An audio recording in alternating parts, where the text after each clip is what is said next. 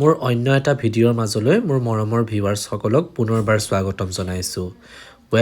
মোৰ ভিউৱাৰ্ছসকলে গম পায়েই যে মিনি ব্লগৰ মাজতে মই আপোনালোকলৈ নতুনকৈ মোৰ বেলেগ এটা খণ্ড সংযোজন কৰিছিলোঁ, য'ত মই সৰাফুল নামৰ গ্ৰন্থখন খণ্ড খণ্ডকৈ আপোনালোকৰ মাজলৈ আগবঢ়াইছিলোঁ আৰু ইতিমধ্যে মই সেই গ্ৰন্থখনৰ 9টিকৈ খণ্ড আপোনালোকৰ মাজলৈ আগবঢ়াই দিছোঁ।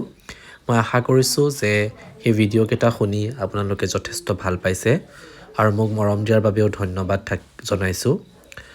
আজি মই সৰাফুল গ্ৰন্থখনৰ 10টো খণ্ড আপোনালোকৰ মাজলৈ লৈ আহিছোঁ, য'ত মই নিৰ্বাচিত কৰি আনিছোঁ কেইটামান অতি সুন্দৰ সুন্দৰ শিৰোনাম।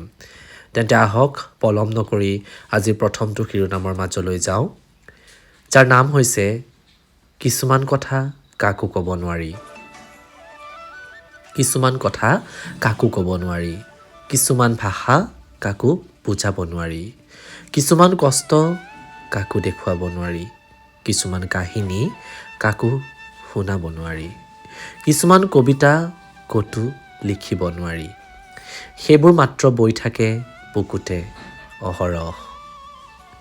কেতিয়াবা বিষাক্ত কীটৰ দৰে কামুৰি চিৰাচিৰ কৰি পেলাই বুকুৰ ভিতৰখন, চিঞৰি দিম যেন আকাশ বিদাৰি, কিন্তু নাই, বাহিৰত মাত্ৰ এটা শেঁতা হাঁহিয়ে ওলায়। কেতিয়াবা আকৌ শান্ত ৰাতিৰ ৰূপালী জোনাকৰ দৰেই মন ভৰাই, উৰে নিশা ভাল লগাবোৰেৰে সপোন সজায়, হাঁহিৰে পোহৰ ছটিয়াই আৰু পুৱাতে নিয়ৰৰ টোপালটোৰ দৰেই আঁতৰি যায়, ৰৈ যায় বিষটো, হাঁহিৰ আঁৰৰ বিষটো, নিজক লুকুৱাৰ বিষটো, নিজৰ পৰা পলোৱাৰ বিষটো, নিজক হেৰুৱাৰ বিষটো। বুকুৰ ওপৰৰ শিলটো এনেকৈ থাকি যায়, মাত্ৰ এন্ধাৰে চেলেকা ৰাতিবোৰ সাক্ষী হৈ ৰয় সদায়, গাৰুটো তিতে সঘনাই। নিশ্চয় আপোনালোকৰ আজিৰ প্ৰথমটো শিৰোনাম ভাল লাগিল। তেন্তে আহক আজিৰ দ্বিতীয়টো শিৰোনামৰ মাজলৈ যাওঁ, যাৰ নাম হৈছে সৰু সৰু কথাবোৰ ভগাই লৈছেনে? কেতিয়াবা কোনোবাই খুব সৰু সৰু কথা আপোনাৰ সৈতে ভগাই লৈছেনে? এই ধৰক আজি ৰাতিপুৱা সোনকালে সাৰ পালোঁ, নাইবা আজি ক্লাছত ছাৰে কি ক'লে জানানে?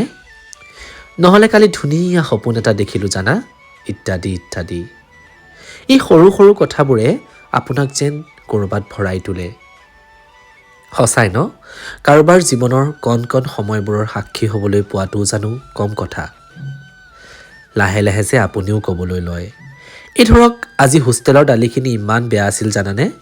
নাইবা আজি ঘৰত মায়ে ইমান গালি পাৰিলে, আৰু যে কত কি। সময়বোৰ ভাল লাগি গৈ থাকে।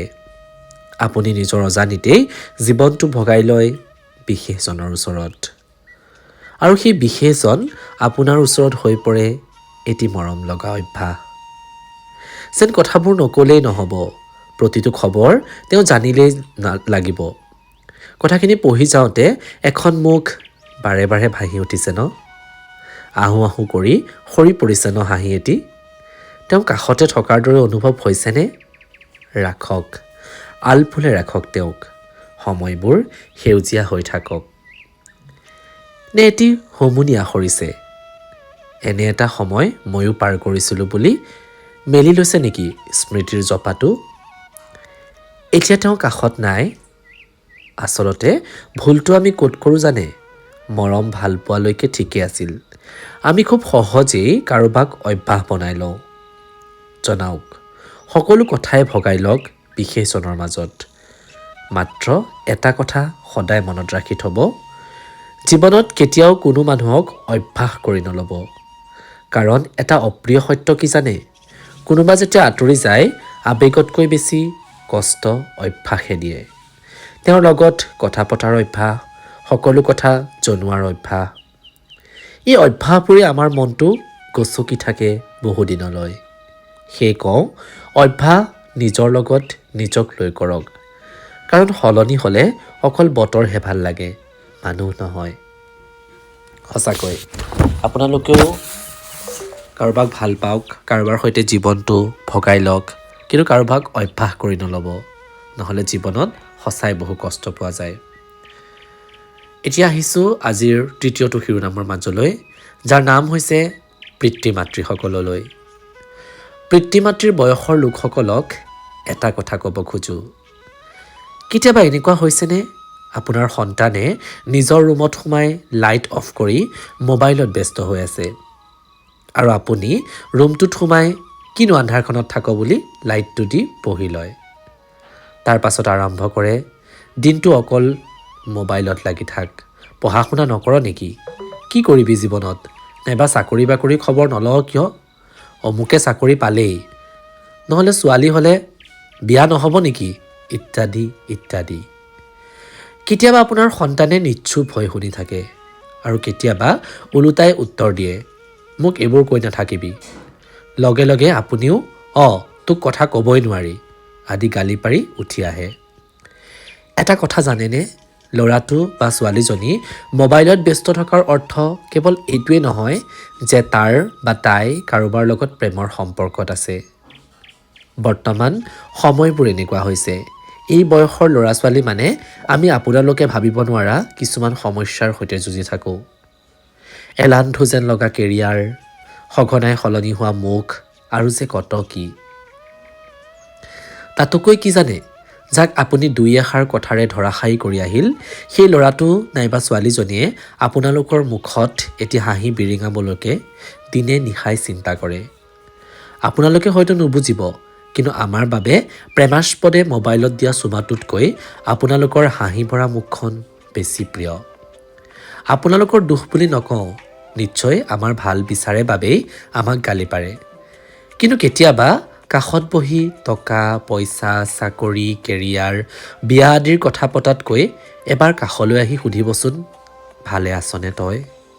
কেতিয়াবা দিনটো বিচনাত বাগৰি থকা সন্তানটিৰ মূৰটো নিজৰ কোলাত লৈ মৰম কৰি ক'বচোন, ইমান চিন্তা নকৰ, আছোঁ নহয় আমি। চাব, আপোনাৰ সন্তানৰ চকুজুৰি পানীৰে ভৰি আহিব। এটা কথা কি জানে, যিমান প্ৰেম বা বন্ধু থাকিলেও মাকৰ কোলা আৰু দেউতাকৰ কাণখনৰ দৰে জিৰণি কোনেও দিব নোৱাৰে। সেই কৈছোঁ, লাইটটো অন কৰি ৰুমটো পোহৰ কৰাতকৈ দুই এষাৰ মৰমৰ কথা পাতি সিহঁতৰ মুখখন পোহৰ কৰিবলৈ চাওকচোন।